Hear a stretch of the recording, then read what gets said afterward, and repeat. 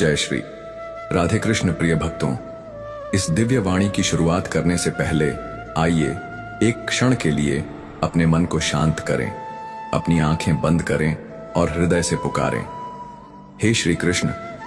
जो भी भक्त इस पावन संदेश को सुन रहे हैं, उनके जीवन में आपका प्रेम, आपकी कृपा सदैव बनी रहे। उनकी उलझनों को आप सुलझा दें और उनके रास्तों में भक्ति की रोशनी फैला दें। वीडियो सुनने से पहले नीचे कमेंट में अपने भाव, अपनी भक्ति, अपना प्रेम व्यक्त करते हुए बस 2 शब्द लिखें, राधे राधे। ये 2 शब्द जब मिलकर बहते हैं तो वहां एक अद्भुत ऊर्जा जन्म लेती है। वो ऊर्जा श्री कृष्ण तक सीधा पहुंचती है।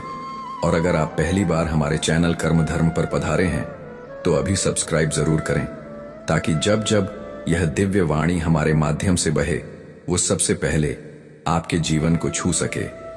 घंटी का बटन दबाना ना भूले, क्योंकि अगली बार जब कोई नया संदेश आए, आपकी आत्मा उसे तुरंत पहचान ले।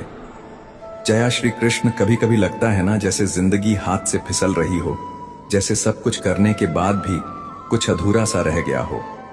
मन बेचैन होता है, दिल उदास रहता है और एक गहरा खालीपन महसूस होता है। ऐसे में कहीं दूर से एक आवाज आती है, मैं हूं ना, तू अकेला नहीं है। वो आवाज और किसी की नहीं, स्वयं भगवान श्री कृष्ण की होती है। हम सबके जीवन में एक ऐसा मोड़ जरूर आता है जब हमें समझ नहीं आता कि क्या सही है, क्या गलत, कौन अपना है, कौन पर आया, किस राह पर चले, क्या फैसला ले। ऐसे ही एक क्षण में अर्जुन भी खड़ा था युद्ध भूमि में, लेकिन मन की लड़ाई उससे बड़ी थी। उसके सामने उसके अपने खड़े थे, भाई, गुरु, रिश्तेदार, और उसे उन्हीं पर धनुष उठाना था। वो कांप रहा था, आंखों से आंसू बह रहे थे, शरीर से शक्ति चली गई थी। और तब श्री कृष्ण ने उसे देखा और शांत स्वर में कहा, अर्जुन, तू उन बातों पर शोक कर रहा है जिनके लिए शोक करना उचित नहीं है। वो वाक्य केवल अर्जुन के लिए नहीं था, वो हमारे लिए था, आपके लिए, मेरे लिए, हर उस इंसान के लिए जो जिंदगी में किसी ना किसी मोड़ पर टूट जाता है। यहीं से गीता की पहली अमर प्रेरणा शुरू होती है, जो ईश्वर है उसके लिए दुखी मत हो, जो अमर है वही तू है। श्री कृष्ण कहते हैं, तू शरीर नहीं है, तू आत्मा है, और आत्मा कभी नष्ट नहीं होती। आज जो कुछ भी आपने खोया है, पैसा, नाम, संबंध, सम्मान, वो सब शरीर से जुड़ी चीजें हैं, लेकिन जो आपका सत्य है वो कभी नहीं मरता। एक बार एक युवक मेरे पास आया, बहुत दुखी था। उसकी नौकरी चली गई थी, प्रेमिका उसे छोड़ चुकी थी और वो पूरी तरह से टूट चुका था। उसने कहा, अब जीने का कोई कारण नहीं बचा। मैंने उससे पूछा, तुम अभी सांस ले रहे हो ना? वो बोला, हाँ। मैंने कहा, तो फिर सब खत्म नहीं हुआ। भगवान श्री कृष्ण भी यही कहते हैं, तू जिंदा है, इसका मतलब यह है कि तू अब भी यात्रा पर है। तू अब भी कर्म कर सकता है। जिसे आपने खोया है वो अगर वास्तव में आपका था तो वो कभी जाएगा नहीं, और जो गया है वो शायद आपके रास्ते से हटाया गया है ताकि आप आगे बढ़ सको। हम लोग अक्सर चीजों से जुड़ जाते हैं, एक रिश्ता, एक नौकरी, एक पहचान, और जब वो हमसे छिनती है तो लगता है सब कुछ खत्म हो गया। लेकिन श्री कृष्ण कहते हैं, ये सब कुछ क्षणिक है। तू अपने सच्चे रूप को पहचान, जो आत्मा है, जो अनंत है। जीवन का हर दुख, हर पीड़ा इसी भूल से आती है कि हम खुद को इस शरीर और उसकी चीजों से जोड़ लेते हैं। फिर अर्जुन डरते हुए पूछता है, अगर मैं लड़ते हुए हार गया तो क्या? तब श्री कृष्ण मुस्कुराते हैं और कहते हैं, तेरा कर्म करने में अधिकार है, फल में नहीं। यह गीता की दूसरी अमर प्रेरणा है, कर्म कर, लेकिन फल की चिंता मत कर। आज हम जो भी करते हैं उसके पीछे कोई अपेक्षा होती है। अगर हम प्यार करते हैं तो बदले में प्यार की उम्मीद रखते हैं। अगर मेहनत करते हैं तो सफलता की चाह रखते हैं, और जब वैसा नहीं होता तो टूट जाते हैं। श्री कृष्ण हमें सिखाते हैं, तू सिर्फ अपना कर्तव्य निभा, सफलता असफलता मेरी चिंता है। एक गरीब किसान को देखो, वो खेत में बीज बोता है। वो जानता है कि बारिश होगी या नहीं, ये उसके हाथ में नहीं। फिर भी वो हर साल मेहनत करता है। क्यों? क्योंकि वो अपने हिस्से का कर्म जानता है। फल किसे देना है, ये ऊपर वाले का काम है। मैंने एक बार एक स्कूल टीचर से पूछा, आप इतने सालों से पढ़ा रहे हैं, बिना ज्यादा पैसे, बिना किसी सम्मान के, क्यों? उन्होंने कहा, क्योंकि ये मेरा धर्म है। हर बच्चा जो मेरी क्लास में आता है वो मेरे लिए एक बीज है। मुझे नहीं पता कि वो पेड़ बनेगा या नहीं, लेकिन मैं उसे पानी जरूर दूंगा। वो श्री कृष्ण की राह पर है। अगर आप किसी अच्छे काम में लगे हो और फिर भी परिणाम नहीं दिख रहा तो टूटिए मत, क्योंकि गीता की तीसरी अमर प्रेरणा कहती है, अच्छा किया गया कोई भी कर्म कभी व्यर्थ नहीं जाता। आपका हर प्रयास, चाहे वो आज रंग लाए या ना लाए, वो कहीं संचित होता है। जैसे नदी की हर बूंद मिलकर सागर बनती है, वैसे ही आपके हर छोटे प्रयास एक बड़े बदलाव की नींव रखते हैं। मेरे एक मित्र ने कई बार प्रतियोगी परीक्षा दी, लेकिन हर बार असफल हुआ। लोग हंसने लगे, परिवार वालों ने भी ताने मारे, लेकिन उसने श्री कृष्ण की यह बात पकड़ी, प्रयास व्यर्थ नहीं जाता। आखिरी बार जब सबने उम्मीद छोड़ दी थी, उसी साल उसका चयन हुआ। जो लोग सिर्फ परिणाम देखते हैं वो अक्सर हार जाते हैं, लेकिन जो लोग हर कदम को अपना धर्म मानते हैं वही जीवन की दौड़ जीतते हैं। आज आप भी सोचिए, क्या आप सिर्फ फल के लिए काम कर रहे हैं या श्री कृष्ण की तरह कर्म को पूजा मानते हैं? अगर कोई भी चीज आपको रोक रही है तो जान लीजिए, ये आपके मन का डर है, ना कि भगवान की इच्छा। क्योंकि श्री कृष्ण ने खुद कहा, मैं उस व्यक्ति की सहायता करता हूं जो पूरे मन से कर्म करता है और मुझ पर विश्वास रखता है। आपका भरोसा ही आपकी सबसे बड़ी शक्ति है। कभी कभी हमें लगता है कि हम अकेले हैं, सब कुछ हमारे ही ऊपर है, लेकिन याद रखिए, जब अर्जुन हिम्मत हार बैठा तो भगवान खुद उसके सारथी बनकर उसके साथ खड़े हुए। वो रथ के आगे नहीं पीछे खड़े थे, लेकिन उसकी सारी दिशा भगवान के हाथ में थी। आज अगर आप भी थके हुए हैं, डर से कांप रहे हैं, आगे का रास्ता नहीं दिख रहा, तो बस आंखें बंद कीजिए और मन में एक बार कहिए, जय श्री कृष्ण। आप देखेंगे वो चुपचाप आपके रथ की लगाम थाम लेंगे। श्री कृष्ण ने अर्जुन से कहा था, तू अपने स्वभाव के अनुरूप कर्म करेगा ही, पर उसे मोह, भय या भ्रम से मत बांध। कितनी बार ऐसा हुआ है कि हमें कोई बात करनी होती है, कोई निर्णय लेना होता है, लेकिन हम रुक जाते हैं, डर से, असुरक्षा से, या फिर लोग क्या कहेंगे इस सोच से। हमारे भीतर एक आवाज कहती है, तू ये कर सकता है, लेकिन हमारे बाहर की दुनिया हमें कहती है, शायद ये गलत है या तू असफल हो जाएगा। श्री कृष्ण इसी झिझक को तोड़ते हैं। वो कहते हैं, मोह का त्याग कर और उस राह पर चल जो तेरे स्वभाव के अनुरूप है। आपके अंदर संगीत का हुनर है, लेकिन आप डॉक्टर बनने की दौड़ में लगे हैं सिर्फ इसलिए कि सब वही कर रहे हैं, तो भीतर एक बेचैनी बनी ही रहेंगी।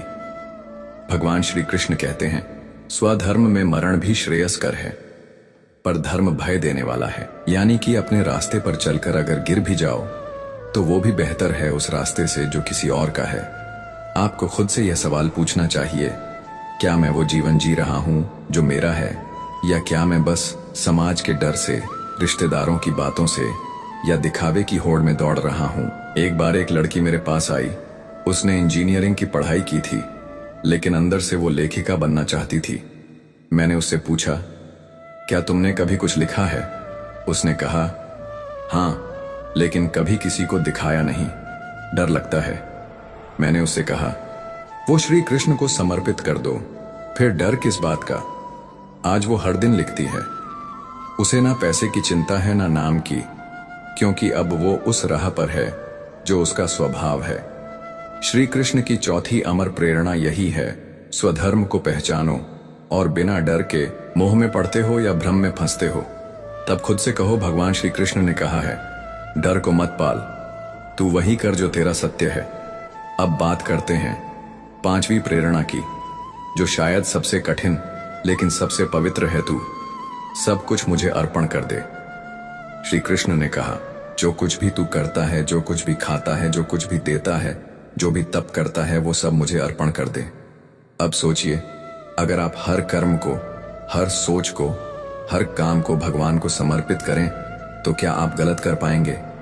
अगर आपको किसी को धोखा देना है और वो काम श्री कृष्ण को अर्पण करना है तो क्या आप करेंगे? अगर आपको चोरी करना चाहे और उसे भगवान को समर्पित करना हो तो क्या करेंगे?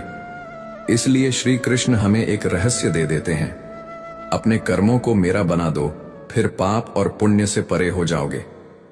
कितना सरल और कितना गहरा है यह उपदेश। एक बार एक साधु जंगल में भिक्षा मांगते हुए जा रहे थे। एक किसान ने उन्हें थोड़ी रोटी दी और कहा, मैं तो बस हल चलाता हूं, गोबर उठाता हूं, खेत सींचता हूं, मुझे क्या मिलेगा। साधु मुस्कुराए और बोले, अगर तू हल चलाते समय भी ये कहे कि हे कृष्ण, ये सेवा तुम्हारी है, तो तेरा हर पसीना भी पूजा बन जाएगा। जीवन का हर काम, चाहे वो खाना पकाना हो, पढ़ाई करना हो, व्यापार करना हो, अगर वो भावना से श्री कृष्ण को समर्पित किया जाए तो वो साधना बन जाता है। अब आप सोचिए, क्या आप रोज जो काम करते हैं उसमें श्री कृष्ण को याद करते हैं? क्या आप अपने दुख, दर्द या खुशी के पल उन्हें अर्पण करते हैं?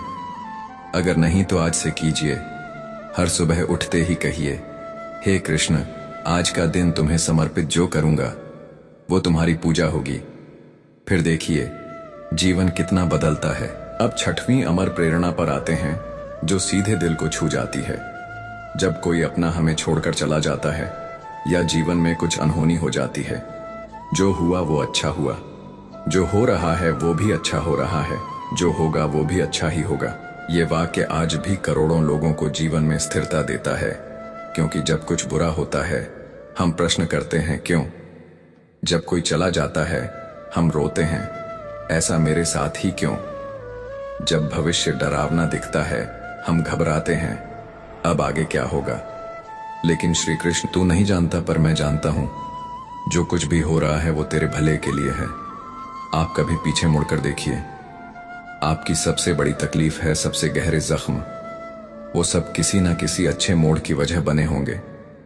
एक बार एक व्यापारी का सारा माल समुद्र में डूब गया, वो दिवालिया हो गया। लोगों ने उसका मजाक उड़ाया, लेकिन कुछ महीनों बाद पता चला उस जहाज में जो लोग थे वो समुद्री डाकुओं ने मार डाले और उसका न जाना उसकी जान बचा गया। आज वो कहता है, अगर उस दिन मेरा नुकसान नहीं हुआ होता तो आज मैं जिंदा नहीं होता। भगवान की लीला समझना हमारे बस की बात नहीं, पर भरोसा रखना ये हमारा धर्म है। अगर आज आप किसी मुश्किल दौर से गुजर रहे हैं तो बस मन में एक बात बैठा लीजिए, श्री कृष्ण की योजना मुझसे बड़ी है। जो हुआ है वो मुझे कुछ सिखाने आया है। शांत रहिए, धैर्य रखिए और श्री कृष्ण का नाम लेते रहिए। श्री कृष्ण की यह छठवीं अमर प्रेरणा, सब कुछ उसके अनुसार ही हो रहा है जो हमारे लिए उचित है।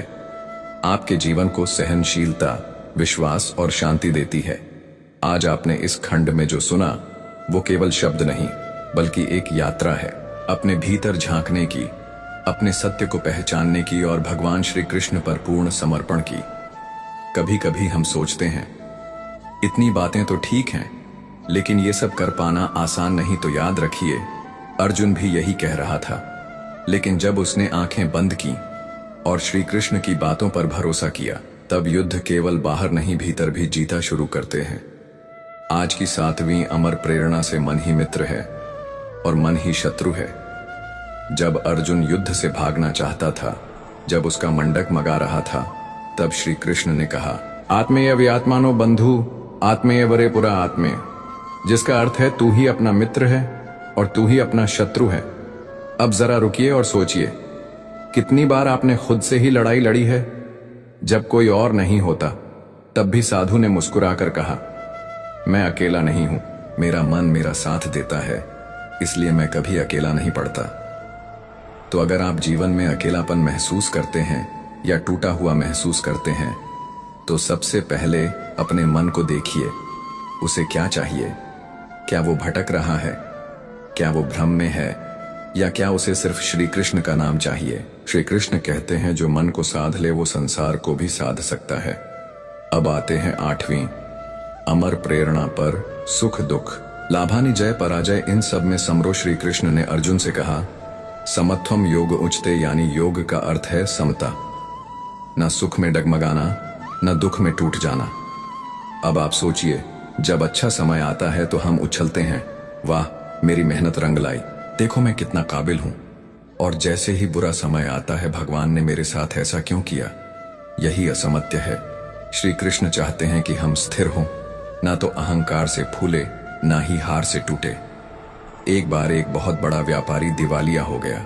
वो मंदिर गया और खूब रोया। फिर एक वृद्ध संत ने उसे कहा, बेटा जो आज गया है वो कल फिर से आ सकता है, पर जो संतुलन आज खोया है वो वापस लाने में पूरी जिंदगी लग सकती है। अपने मन को पकड़, धन तो आता जाता रहेगा। इसीलिए श्री कृष्ण हमें सिखाते हैं, सुख दुख को संभव से देखो। हर बार जब कोई दुख आए तो खुद से कहिए यह भी बीत जाएगा, और जब सुख आए तो कहिए यह भी स्थायी नहीं है। तब जीवन में स्थिरता आएगी और यही असली शांति है। अब नवमी अमर प्रेरणा पर आते हैं, जो सबसे प्यारी है, सबसे करुणामयी है। मैं हर जीव के हृदय में वास करता हूँ। श्री कृष्ण कहते हैं, ईश्वर सर्वभूता नाम हृदय से अर्जुन तिष्ठति, यानी मैं हर प्राणी के हृदय में ही वास करता हूँ। अब जरा सोचिए, जिस इंसान ने आपको धोखा दिया, जिसके लिए आपके मन में क्रोध है, उसके भीतर भी श्री कृष्ण का अंश है। जिससे आप नफरत करते हैं, जो आपको पसंद नहीं, वो भी उसी परमात्मा का ही अंश है। तो अब प्रश्न ये है, आप कैसे किसी से घृणा कर सकते हैं जब जान जाए कि उसी में श्री कृष्ण छिपे हैं। ये प्रेरणा हमें क्षमा, करुणा और सहिष्णुता सिखाती है। एक बार एक स्त्री ने भगवान से कहा, मैं तुम्हारी बहुत बड़ी भक्त हूं, लेकिन मेरे पति बहुत गुस्सैल हैं। कैसे हैं? भगवान ने कहा, हर बार जब वो गुस्सा करें तो उन्हें मेरे रूप में देखो, शायद तुम्हारा मन क्षमा करना सीख जाएगा। और हुआ भी यही। जब हम किसी में भगवान को देखना शुरू कर देते हैं तो झगड़े मिट जाते हैं, अहंकार टूटता है और प्रेम पनपता है। श्री कृष्ण ने अर्जुन से यह भी कहा, मैं किसी से द्वेष नहीं करता, न ही किसी से विशेष प्रेम करता हूं, पर जो मुझे प्रेम से भजते हैं मैं उनका हूं। यानी तू भी वैसा बन, सबको एक जैसा देख। अब सोचिए, अगर हम सब हर इंसान में श्री कृष्ण को देखने लगे तो फिर क्या कोई झगड़ा रह जाएगा? क्या किसी से जलन होगी नहीं? इसलिए इस नवी प्रेरणा को अपनाइए। हर व्यक्ति में भगवान को देखिए, शायद तभी आपका मन मुक्त होगा। अब 10वीं और अंतिम अमर प्रेरणा की ओर बढ़ते हैं, जिसे गीता का सार कहा जाता है। श्री कृष्ण कहते हैं, सर्वधर्मांत परित्याग्य मां वेकम शरणम ब्रिज अहम तवाम सर्व पापे भयो मोक्षयिष्यामि मां सूझा। सब धर्मों को त्याग दे और बस मेरी शरण में आ जा। मैं तुझे हर पाप, हर चिंता, हर बंधन से मुक्त कर दूंगा। शोक मत कर, ये वाक्य जैसे एक मां की गोद हो, जहां हम सब थक कर गिर सकते हैं, टूट सकते हैं और फिर भी खुद को सुरक्षित मान सकते हैं। श्री कृष्ण ने यह तब कहा जब अर्जुन के सारे तर्क खत्म हो चुके थे, जब उसका मन हार चुका था। श्री कृष्ण ने तब कहा, अब तू कुछ मत सोच, बस मुझे पकड़ ले, बाकी मैं संभाल लूंगा। हमने श्रीमद् भगवद गीता से वह 10 समर प्रेरणाएं सीखी जो जीवन बदल सकती है। हर एक प्रेरणा कोई साधारण शब्द नहीं, बल्कि एक दिव्य दृष्टि है जो हमारे दुखों को तोड़कर हमें भीतर से जागृत करती है। अब हम उन्हीं प्रेरणाओं को जीवन में कैसे उतारे, इस पर बात करेंगे, क्योंकि गीता केवल पढ़ने की नहीं, जीने की चीज है। तो चलिए दिल से सुनिए, श्री कृष्ण की तरह अपने सबसे प्यारे सखा की तरह मान लीजिए। आपने इन 10 प्रेरणाओं को समझ भी लिया, पर क्या ये काफी है? नहीं, समझना सिर्फ पहला चरण है, उसे जीना ही असली यात्रा है।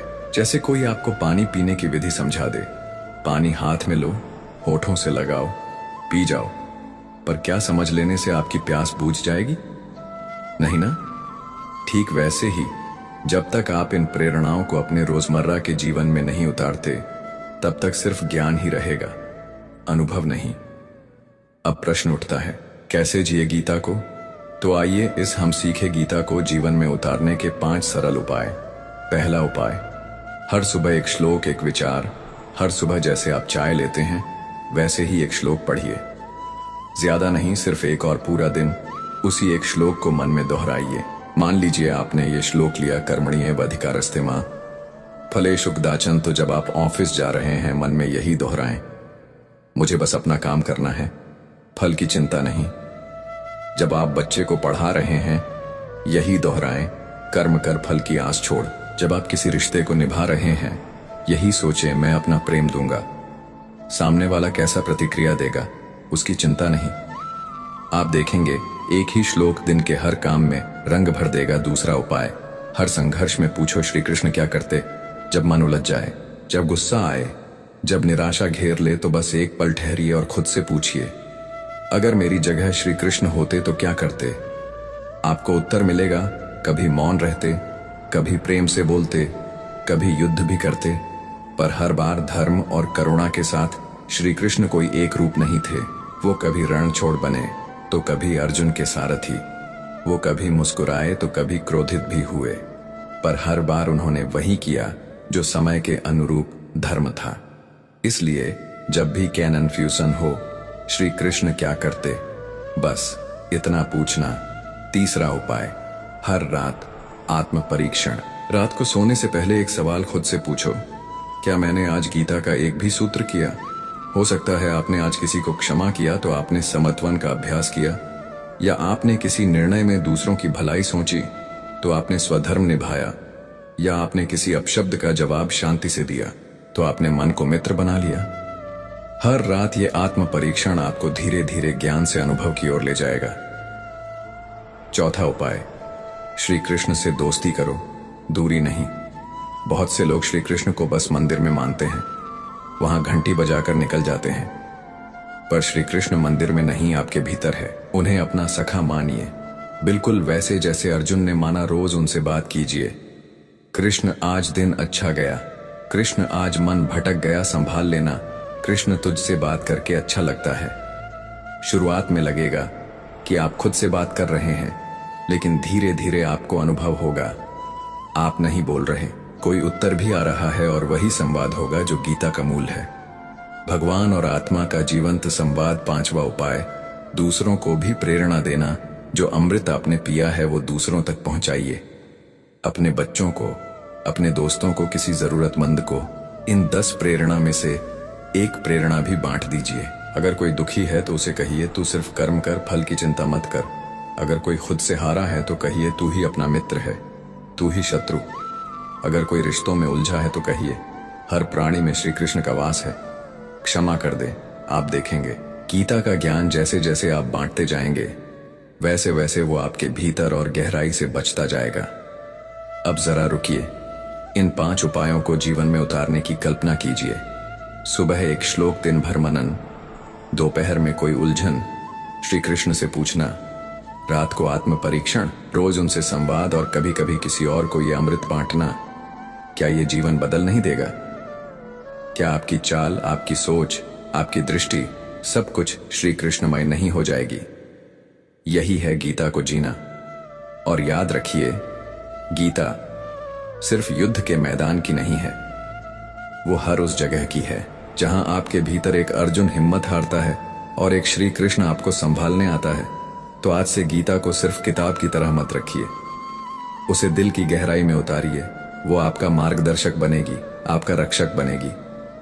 अब हम आ पहुंचे हैं अंतिम खंड पर, उस मुकाम पर जहां अब तक की सारी प्रेरणाएं, सारी भावनाओं और श्री कृष्ण की सारी वाणी एक जगह आकर ठहरती हैं। हमारे भीतर आप यहां तक पहुंचे, इसका मतलब है कि आपके मन में केवल प्रश्न नहीं है, अब वहां उत्तर भी गूंजने लगे हैं। इस आखिरी खंड में हम बात करेंगे उन 10 अमर प्रेरणाओं को कैसे स्थायी बनाएं, ताकि जीवन के हर पड़ाव पर श्री कृष्ण हमारे साथ खड़े रहे। और यहीं से शुरू होती है सबसे गहरी बात। बहुत से लोग कहते हैं, मैंने गीता पढ़ी, समझी भी, पर फिर भी जीवन नहीं बदला। श्री कृष्ण इसका उत्तर पहले ही दे चुके हैं। श्रद्धावान लभते ज्ञान, जिसके पास श्रद्धा है वही ज्ञान को अपने जीवन में उतार सकता है। यहां श्रद्धा का अर्थ सिर्फ धार्मिक विश्वास नहीं है। श्रद्धा का मतलब है जब मन डगमगाए फिर भी गीता के शब्दों पर टिके रहना, जब रास्ता ना दिखे फिर भी श्री कृष्ण के निर्णय पर भरोसा रखना। यह श्रद्धा ही वह नींव है जिस पर गीता का महल टिकता है। अब चलिए बात करते हैं वो 5 जीवन परिवर्तनकारी सूत्र जो इन 10 प्रेरणाओं को स्थायी बनाएंगे। पहला सूत्र जो घट रहा है वो होना ही था। आपने गीता से सीखा, मां फलेषु कदाचन, फल की चिंता मत करो। पर जब मन दुखी होता है, जब हमें नुकसान होता है, तब इस प्रेरणा पर अडिग रहना कठिन हो जाता है।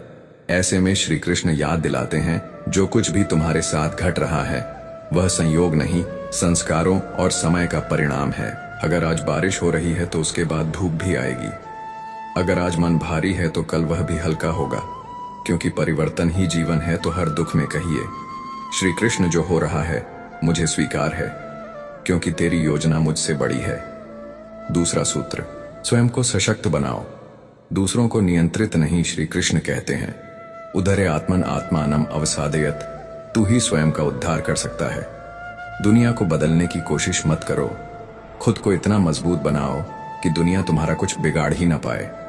आपके पास शक्ति है अपनी सोच बदलने की, अपनी दृष्टि बदलने की, अपने कर्म चुनने की। यही गीता की आत्मा है। स्वयं पर ध्यान, स्वयं पर काम। तीसरा सूत्र, संघर्ष से भागना नहीं, मुस्कुराकर सामना करना। अर्जुन युद्ध से भागना चाहता था। उसने कहा, मैं युद्ध नहीं करूंगा। श्री कृष्ण ने क्या किया? उन्होंने युद्ध को आसान नहीं किया, उन्होंने अर्जुन को शक्तिशाली बनाया। क्यों? क्योंकि अगर युद्ध टाला जाता तो अर्जुन की अंतरात्मा हार जाती, पर युद्ध को स्वीकार करके अर्जुन नायक बन गया।